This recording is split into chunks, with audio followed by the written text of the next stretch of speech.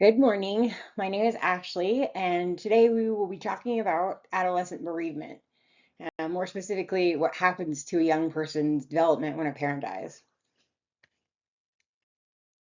Let me start out with some definitions because the term parental bereavement kind of gets used loosely. For the purpose of this presentation, parental bereavement means that the death of one or both parents before the child reaches adulthood, which I'm just going to say is 18. And that distinction matters because losing a parent at the age of 35 is a painful life event, while losing a parent at 14 is a developmental disruption.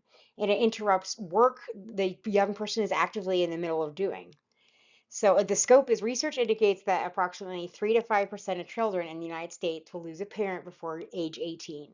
Depending on how you count, that represents somewhere between 1.5 and 3.5 million young people, according to Gray and colleagues in 2011. Now, why focus on adolescence in particular rather than childhood in generality? Because adolescence is the most identity sensitive stretch of human development. This is the period when a person is actively working on who they are, what they believe, what they value, and where they're headed. And that work leans heavily on the psychological scaffolding a parent provides, the modeling, the guidance, the emotional security, the simple reliability of someone being there. Parental death pulls that scaffolding away at precisely the moment it is carrying the most weight. To trace that out properly, I will examine outcomes across four developmental stages: middle childhood, early adolescence from 10 to 14, and late adolescence from 15 to 19, and emerging adults from 18 through, let's say, mid 20s and older than that. At each stage, I will look at identity, mental health, academics, relationships, and long-term adjustments. Okay, if we take a look at parental loss in today's society, and I want to spend a few moments on these numbers because I think the scale is actually generally unappreciated. But 3 to 5% means roughly around 1 in 20 adolescents. And to kind of put it into terms that might be easier to picture, that's about one student in a typical classroom in every classroom in every school. Nationally, that comes out to be around 1.5 million bereaved youth at any given time, and bereaved adolescents carry roughly double the rate of depressive symptoms compared with their non-bereaved peers. The second thing I want you to notice is that this does not happen in a vacuum and it does not happen evenly across the population. Parental death clusters with poverty, it clusters with substance use disorder, with military deployment, with chronic illness, and with community violence, which means the families most likely to experience a parental death are frequently the families with the fewest resources available to absorb it. So I chose three theoretical frameworks that will kind of carry the rest of the conversation. And I chose them deliberately because each one answers a different question about what parental loss actually does. Erikson answers the question of why adolescence specifically. His fifth psychosocial stage, identity versus role confusion, spans roughly between the ages of 12 to 18, and its central task is the formation of a coherent sense of self. Adolescence needs room to experiment who they might become, and parental death can collapse that room entirely. Worden's answers the question of what grieving actually involves. Rather than describing passive stages that happen to a person, Worden frames mourning as four active tasks, and these are things the bereaved person has to do. The distinction matters enormously for adolescents, because their cognitive and social immaturity can block that from completing those tasks, which is how grief stalls rather than resolves. And Bronfenbrenner answers the question of where the damage spreads. His bioecological model reminds us that a death does not happen at the edge of the family. It travels outward through school, through community, and through culture, and every one of those layers either amplifies the harm or absorbs some of it. Taken together, these three gives us why, a what, and a where. Everything I present after this connection comes back to them. Now we're going to move on to identity versus role confusion, and this is where I'm going to take Erikson's fifth stage in a little bit more detail, because I do think that this is the core developmental wound of adolescent parental loss. And a typical trajectory in adolescent is granted what Erikson called a psychological moratorium. That is a socially sanctioned pause in which a young person can try on roles, values, vocations, and relationships without having to commit to any of them. We give teenagers permission to change their mind because ideally they emerge from this period with what Erikson called identity achievement, which is a stable, coherent sense of self that they actually choose rather than inherit. And that entire process is scaffolded by parental modeling, guidance, emotional security, and the relational bond itself. Now, consider what happens when a parent dies in the middle of all of that. The secure base that made exploration feel safe is suddenly and permanently removed. Marcia's extension of Erikson is useful for describing where these adolescents end up instead. Bereaved teens tend to skip the moratorium altogether, and they land in one of two places. The first is called identity foreclosure, where they lock prematurely into a fixed identity, which is often the role of the deceased parent. The second is identity diffusion, where they withdraw and drift without committing to anything at all. Kite's research, cited in Delton and Reg, found that this especially was clearly in girls who described a shift from daughter to caregiver. And I actually wanted to be a little bit more precise on what that means, because this is not just a change of chores at home. This isn't about homework. This isn't about friends group. This is about how these adolescents understand themselves to be. Okay, we're going to move on to Worden's 4 tasks of mourning. Worden's model gives us the secondary framework here, and its central claim is that mourning is something a person does, not merely just something a person experiences. That is a meaningful departure from the stage models most people are familiar with, such as Kubler and Ross, and it matters here because tasks can be blocked, and adolescence blocks all 4 of them in specific ways. Task 1 is accepting the reality of the loss. Now, that sounds pretty self-evident, but younger adolescents are still thinking fairly concretely at that stage, and the abstract finality of death is generally difficult for them to hold on to. They may understand it intellectually on Monday and expect the parent to be home on Friday. Task 2 is processing the pain of grief, allowing the sadness, the anger, the guilt, and the confusion to actually be felt. But here is the adolescent specific complication. Teenagers routinely mask grief in order to appear normal in front of their peers. Fitting in is developmentally urgent at this age, and grief makes a person visibly different. So they suppress it, which actively prevents this task from being completed at all.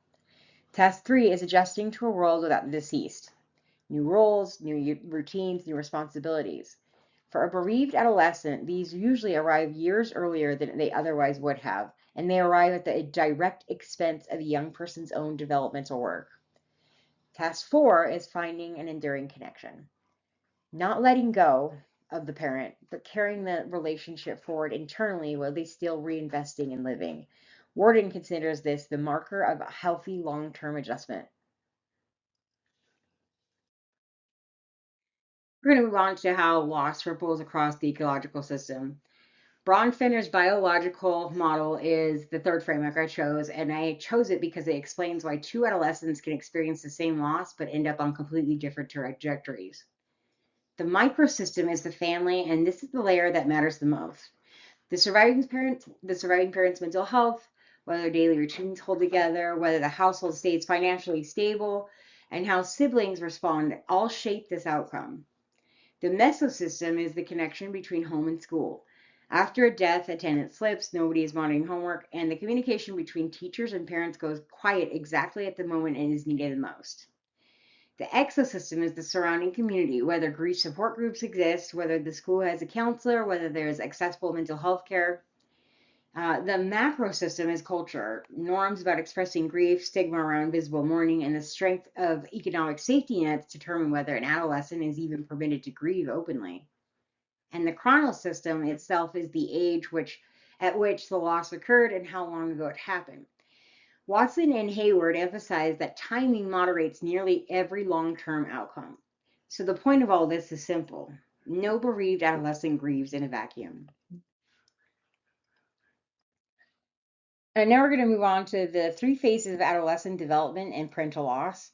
And now that we have those theories in place, I kind of want to lay out a roadmap for the developmental section because the organizing principle matters more than just the individual finding. That principle is that timing shapes trajectory.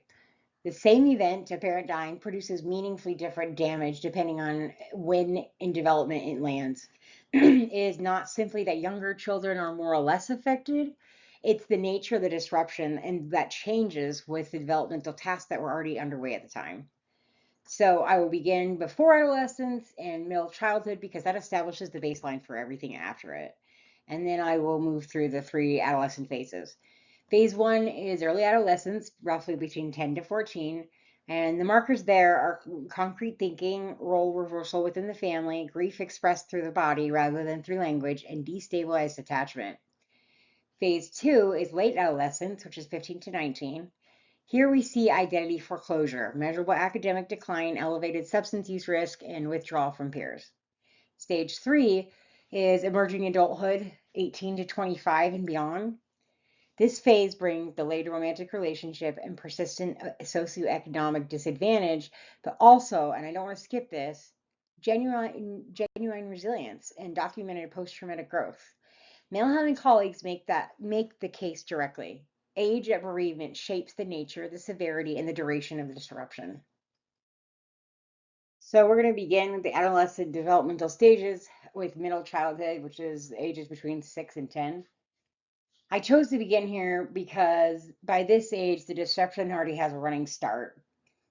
Cognitively, children in this range are only beginning to consolidate what death actually is.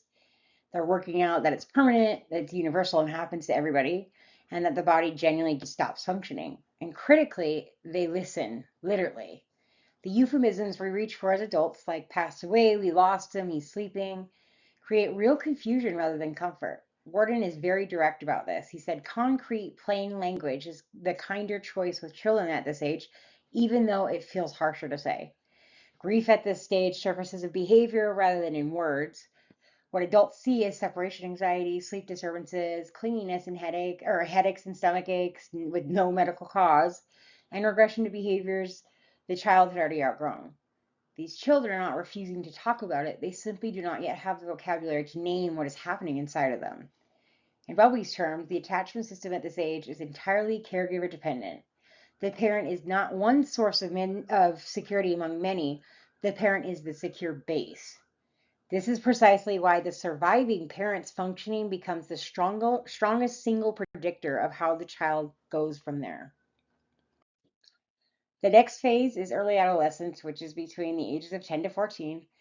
And what defines this phase is basically a collision between cognitive immaturity and profound loss. Their thinking is still largely concrete, which means the permanence and universality of death remain hard to fully grasp. Magical thinking can persist, and some of these young people generally expect their parent to come back.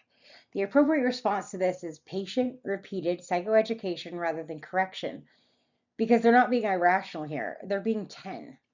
And role reversal appears early in this phase. These adolescents take on parentified roles, caring for the surviving parent or for their siblings, and that directly interrupts their own developmental tasks.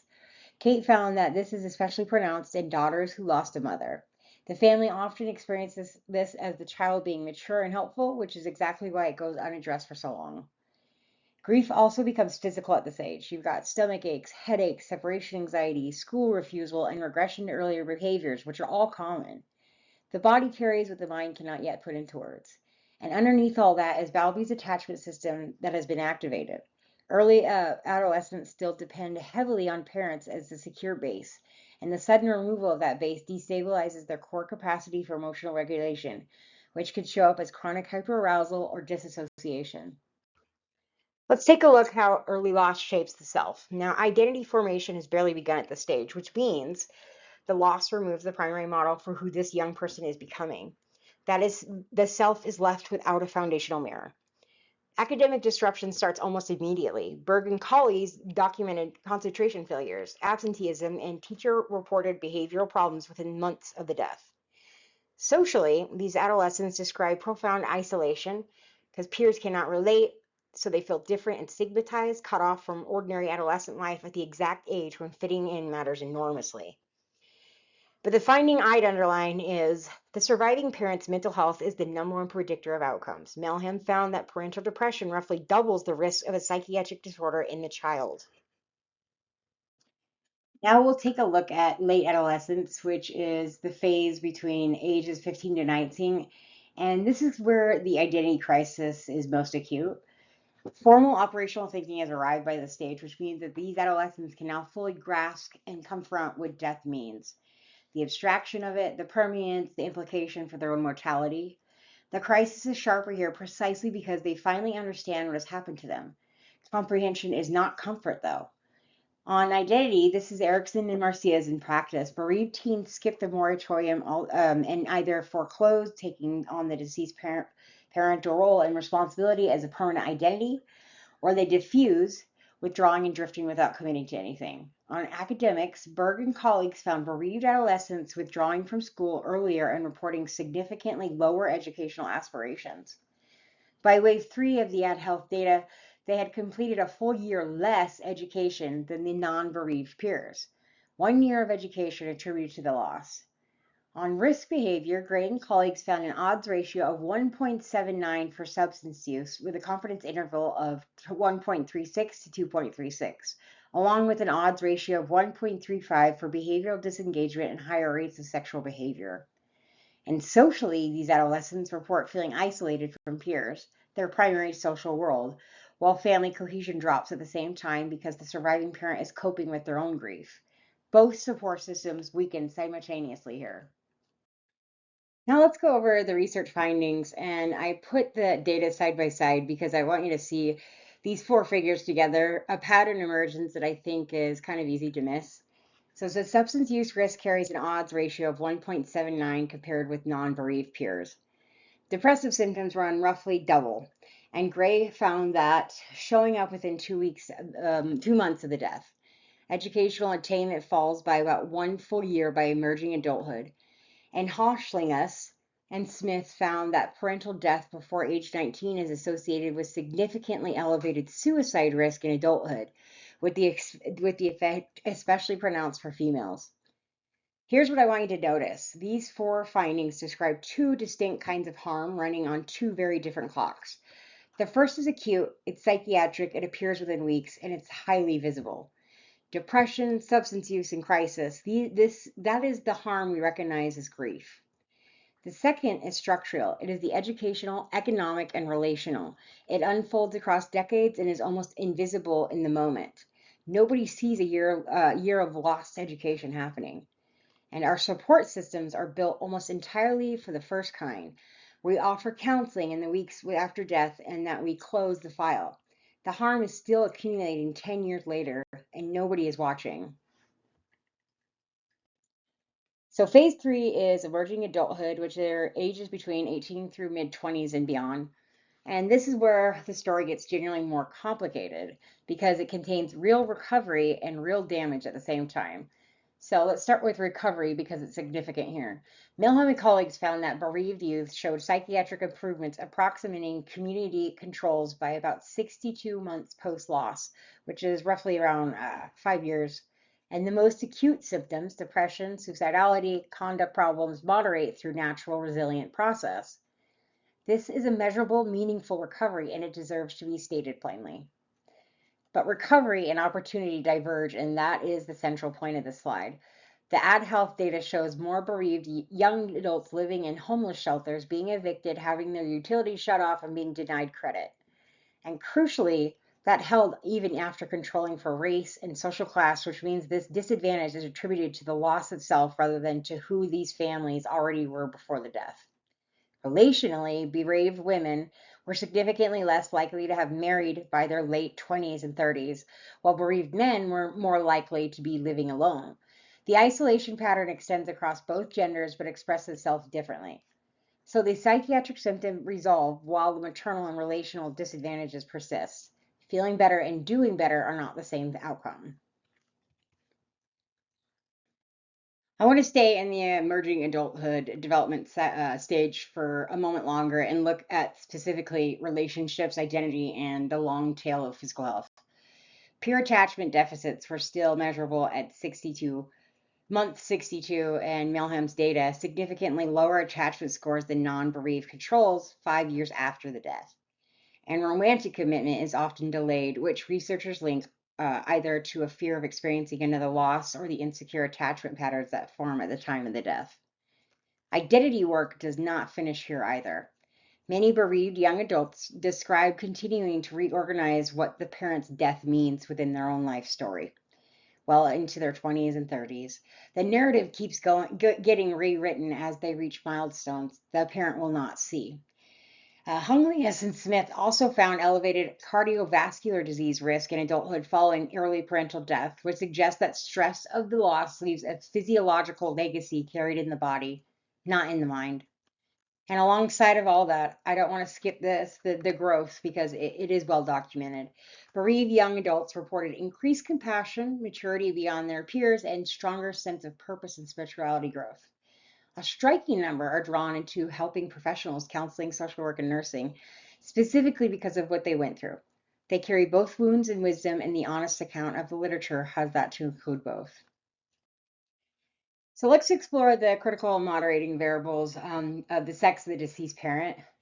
So, okay, everything that we have talked about so far has treating parental death as a single category of an event, and it's not.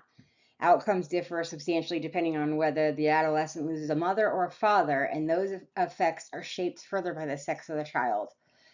Start with the base rates. Fitzgerald and colleagues found that 68% of first parental deaths during adolescence are paternal, and 32% are maternal. So father loss is the more common experience by a wide margin. Maternal loss produces stronger and more persistent depressive symptoms, with trajectories peaking around age 20 and remaining elevated long term. Parental loss most acutely disrupts short term educational attainment and mental health, and those effects are especially pronounced in boys.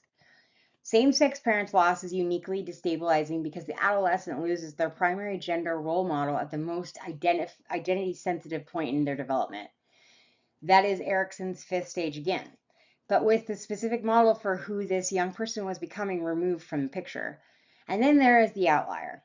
Berg and colleagues found that maternal death from external causes carries a hazardous ratio of 3.23 for depression hospitalization in male children. This is the highest hazard ratio in the entire literature review and in this presentation.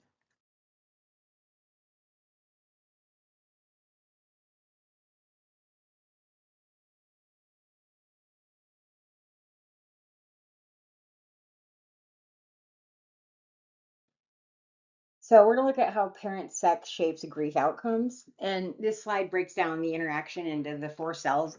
And I did this because I want to read them together rather than one at a time because the pattern only appears when you compare them.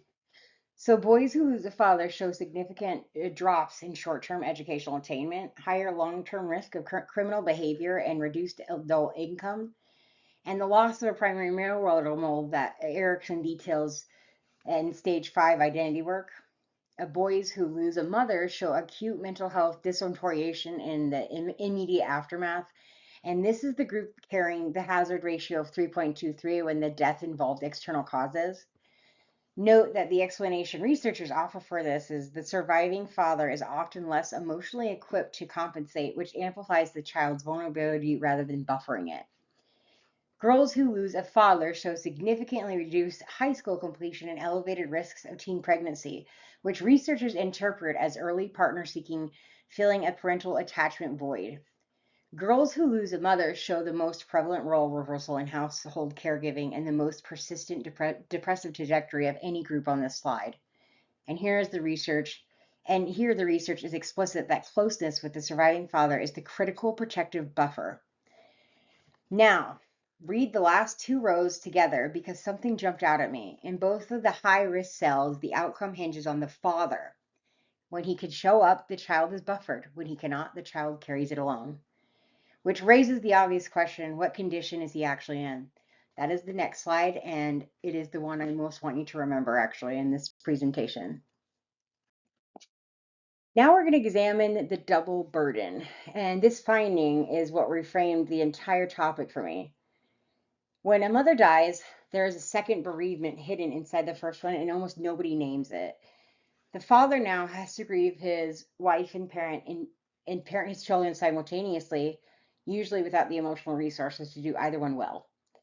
The data on how this goes is striking. In Yope and colleagues' study of 252 widowed fathers, 45% of them still exceeded clinical thresholds for depression 2 full years after their wife died. The mean depression score was 22.6 against a clinical cutoff of 16. An earlier cohort of 259 widow fathers put that figure above 65%.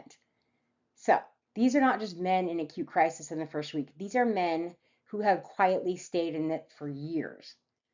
But many are also drinking. Roughly 30% of bereaved adults screen positive for problematic alcohol use, far above general population rates, and men disproportionately use alcohol as their primary grief coping strategy, in part because social norms actively discourage them from seeking emotional help. But prolonged grief independently raises that risk, and co-occurring depression compounds it even further. And here's what it does to their parenting. These fathers consistently report meeting the practical duties, the meals made, the rides given, forms signed, while describing themselves as simply going through the motions. So warmth declines, consistently declines, emotional availability declines. The house still runs, but the person inside it is gone. Yope found that this impairment most severe in younger fathers and those without a partner, and it stays elevated across the 2 full years of observation window. So let's follow the cascade for the adolescent. They lose their mother, then they functionally lose the emotional presence of their father, and then, because Milham identified surviving caregiver mental health as the single strongest predictor of childhood outcomes, their own risk roughly doubles. One death produces 3 losses, which is why I would argue that the highest levered intervention in this entire field is not a program for children at all. Treating the widowed father is treating the child.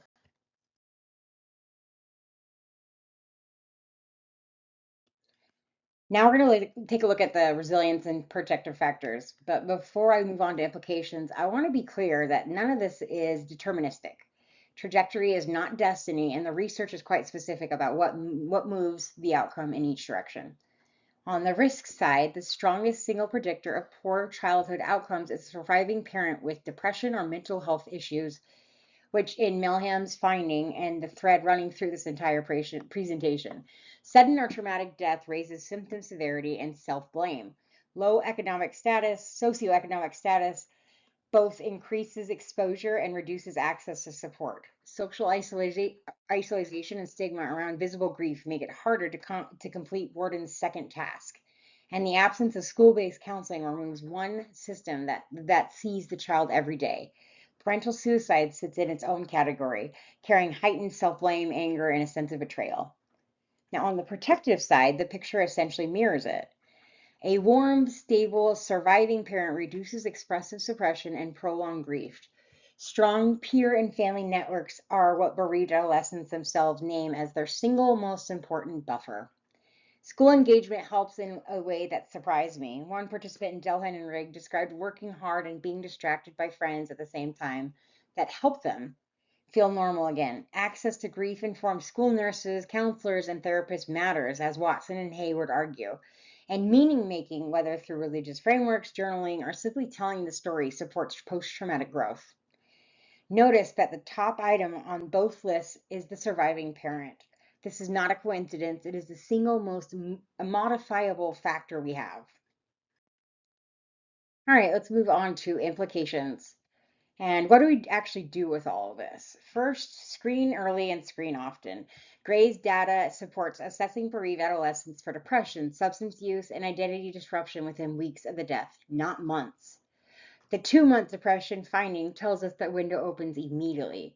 Second, support the surviving caregiver. If caregiver mental health is the strongest predictor of childhood outcomes, then treating the parent is treating the child. This is not a supplementary intervention. Based on what we have just seen about widowed father, it is arguably the central one, and it is the one we are most consistently failing to deliver. Third, match the intervention to developmental phase. Early adolescents need concrete grief psychoeducation. Late adolescence needs identity support therapy, meaning cognitive, behavioral, and narrative approaches. Emerging adults need socioeconomic and relational support because that is where their disadvantage actually lives. Fourth, invest in school-based grief programs. In the bioecological terms, the school is critical mesosystem buffer, and school nurses and counselors are the frontline responders, whether or not we have trained for them or not. Fifth, normalize grief expression among peers because adolescents who can grieve openly with friends show significantly better adjustment outcomes. And 6, plan for long-term follow-up because the socioeconomic and relational disadvantages persist into the 30s. Support that ends at the funeral or at the end of the school year ends decades too early. Grief is not a problem to be solved. It is a developmental challenge to be supported. So where does this leave us? Let me bring this back to where we started. Parental loss during adolescence is a developmental event, not merely an emotional one. It reaches identity, education, relationship, physical health, and economic standing, and for some young people, it does so for decades rather than months. But trajectory is not destiny, and the research points at a specific lever. The surviving parent's functioning is the strongest predictor we have on how a bereaved child turns out, which means caregiver support is not a supplementary intervention. It is the central one. And the widowed father literature shows that this lever is being almost entirely ignored. Nearly half of these men are still clinically depressed 2 years after the wife died, and we are not screening them, not treating them, and not even asking. We screen the children, we ignore the men raising them. If we supported widowed fathers the way we support their children, we would be intervening on the single strongest predictor in the entire field. This is the argument I would leave with you. Let me close by pointing you to the source behind it.